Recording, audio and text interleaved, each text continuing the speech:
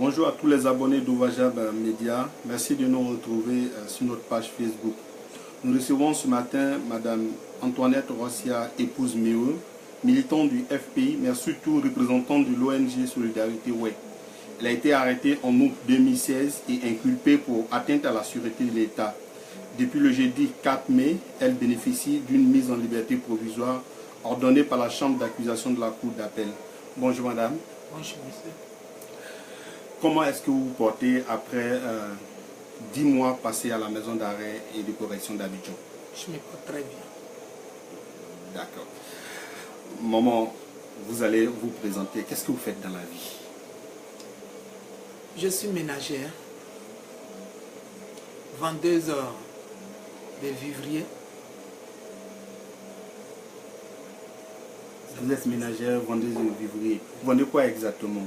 Je vends des escargots, graines, aubergines, piments, tout ce qui est vivrier. Je rappelle que vous avez été inculpé pour atteinte à la sûreté de l'État, vol d'armes et de munitions, participation à une bande armée. Alors, qu'est-ce que cela vous fait? Vous, une simple ménagère, on vous accuse d'avoir attaqué la résidence de l'ex-chef d'état-major. Qu'est-ce que vous avez ressenti quand vous avez appris ça? Quand j'ai appris ça, vraiment, j'étais désolé. Mais je me suis dit que le régime avait quelque chose, une idée arrêtée de moi. C'était pas ça. Je ne sais même pas tenir une âme. Je ne sais pas tenir une âme. Je n'ai jamais fouillé même dans les poches de mon époux. Juste à ce qu'il parte à la retraite, je ne connais même pas son salaire. Donc je n'ai jamais cherché à voir son bulletin. Et puis je vais... comment dirais-je? Et puis je vais aller attaquer la résidence et voir la main armée. Et puis aussi, quand on dit Yopougon Sikoji, ceux qui habitent à la Sikoji là, c'est les familles, je peux dire aussi pauvres, maison de Sikoji, pauvres, qui peut même héberger 20 personnes avec 2 chambres salon. Où est-ce que je peux héberger la rébellion? Par jour, si Dieu le veut, je gagne 2 kilos de riz par jour pour manger avec mes enfants. Entretenir une bande armée, ce n'est pas une mince affaire. Ce n'est pas une mince affaire. Donc quand j'ai appris ça, dans un premier temps, je me suis dit que vraiment, ils avaient une autre idée ailleurs. C'était pas ça. Ok. Maman, durant votre, je vais dire, incarcération, vous n'avez pas, pendant 10 mois, été présenté à un juge. Comment vous expliquez cela? Pourquoi on ne vous a pas présenté à un juge? C'est ce que je ne sais pas. C'est ce que je ne sais pas. D'accord. Aujourd'hui, vous bénéficiez d'une liberté provisoire. Selon vous, qu'est-ce qui a milité à la faveur de cette décision? Pourquoi est-ce qu'on vous a accordé la liberté provisoire? Selon vous, hein? Selon moi, la liberté provisoire qui m'a accordée, c'est aussi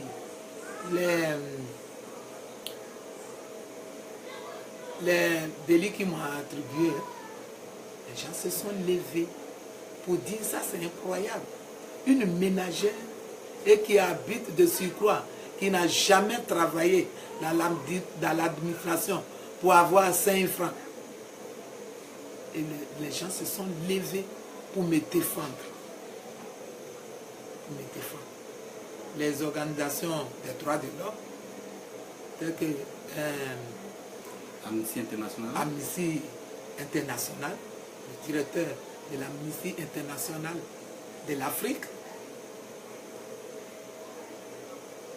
le FIDOP,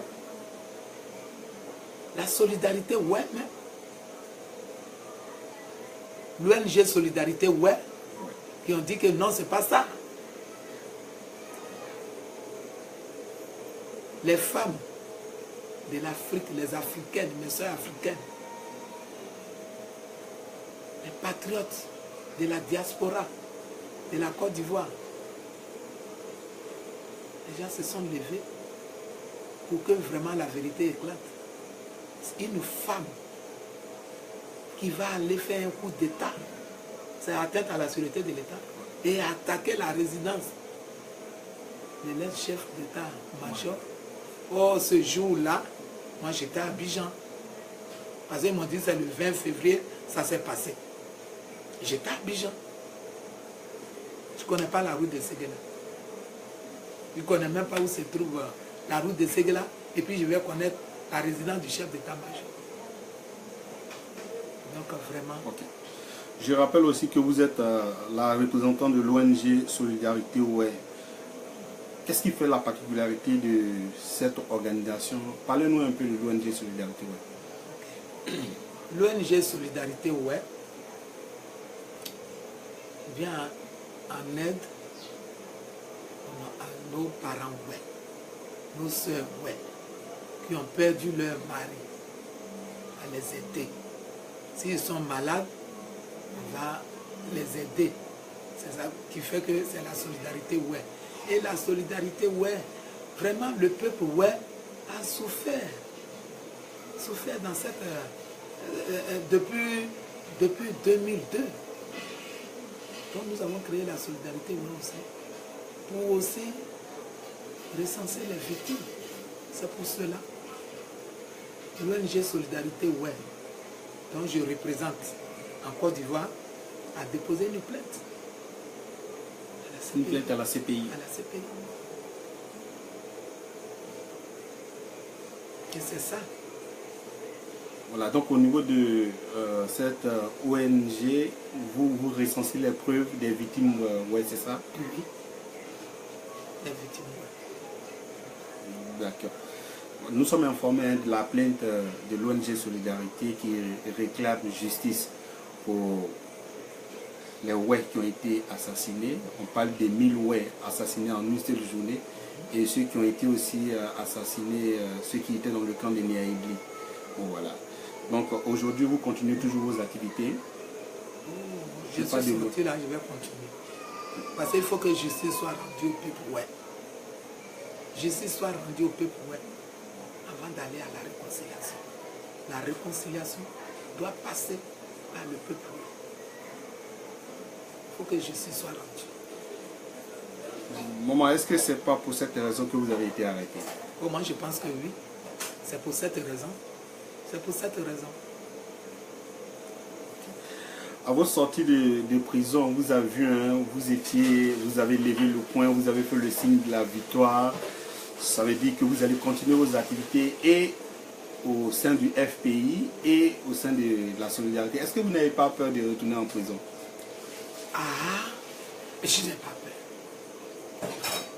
Je n'ai pas peur. Parce que me faire retourner en prison, quelle preuve encore quel délit ils vont mettre sur moi pour me faire retourner à la prison. Donc c'est pour cela quand je suis sorti de la prison, j'ai fait signe de victoire. Il faut que nous allions aussi à la réconciliation et à la paix. À la paix. Ok. Maman, nous arrivons à la fin de notre entretien. Quel est ton mot de fin? Mon mot de fin, c'est le remerciement à tous les Ivoiriens et toutes les Ivoiriennes, à la présidente de la Solidarité Ouai, l'ONG Solidarité Ouai, FISOP, Amnesty International, le directeur de l'Amnesty International chargé de l'Afrique. Toutes les patriotes, mes camarades du parti, le président Abdraman Sagari, pour sa forte mobilisation aussi. Je remercie tous ceux qui ont cru que ce n'était pas mes faits et que c'était une fausse accusation.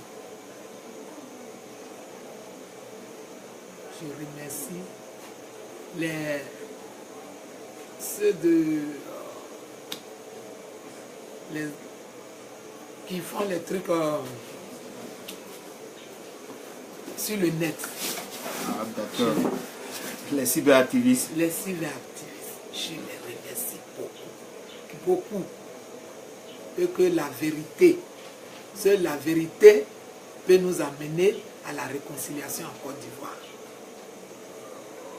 Mes sœurs africaines, le jour de la journée de la femme, qui ont défilé à mon nom. J'avais ma pancarte. Vraiment que Dieu leur rende au centuple. Et que Dieu fasse que la vraie réconciliation se fasse en Côte d'Ivoire. Merci, madame. Amis internautes, nous recevions madame Antoinette Rossia, épouse Méo. Elle est la représentante de l'ONG Solidarité Ouai. Je rappelle qu'elle avait été arrêtée en août 2016, inculpée pour atteinte à la sûreté de l'État. Depuis le jeudi dernier, jeudi 4 mai, elle bénéficie de la mise en liberté provisoire ordonnée par la chambre d'accusation de la Cour d'appel. Merci de nous rester fidèles, merci de nous suivre et à très bientôt pour un autre direct. Je vous remercie.